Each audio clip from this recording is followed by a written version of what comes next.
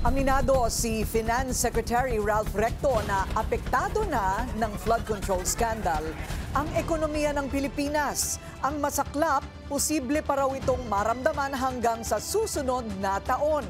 Yan ang agenda report ni Dexter Ganibe ng Abante. Sumalang na sa pagbusisi ng Senado ang 37.78 billion pesos na panukalang budget ng Finance Department para sa 2026. Sabi ni Finance Secretary Ralph Recto, higit 1% lang ang itinaas nito kumpara sa kasalukuyang budget ng ahensya. Targetan niya ng kagawaran na maibaba ang debt to GDP ratio at ang deficit to GDP ratio ng bansa.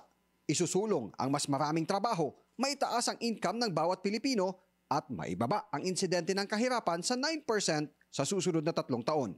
Pero aminado si Secretary Recto, malaking dagok sa ekonomiya ang nabuking na flood control scandal dahil naghigpit ang administrasyon sa pagre-release ng pondo para sa iba't ibang proyekto ngayong taon.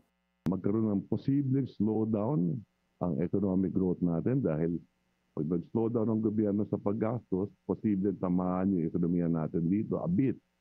So posible third quarter, fourth quarter, magkaroon ng konting slowdown. Posible hanggang umabot yan ng first quarter next year. Sa ngayon anya ay ramdam na ng Bureau of Internal Revenue ang epekto ng flood control scandal.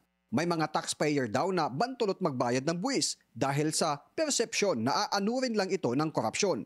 Nararamdaman na ng BIR yan. Medyo yung growth rate ng collection nila nababawasan ng konti but so far, manageable naman lahat. Pero ang kagandahan naman niya ay ang magiging epekto ng mga pinatutupad na reforma na inaasahang magpapanumbalik ng sigla ng ekonomiya.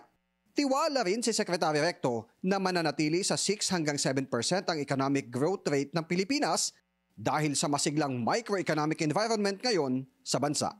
Para sa agenda, Dexter Ganibe, Abante! Manatiling nakatutok sa Bilyonaryo News Channel. Sumubaybay sa aming social media accounts at mag-subscribe sa aming YouTube channel para sa mga bago at eksklusibong balita.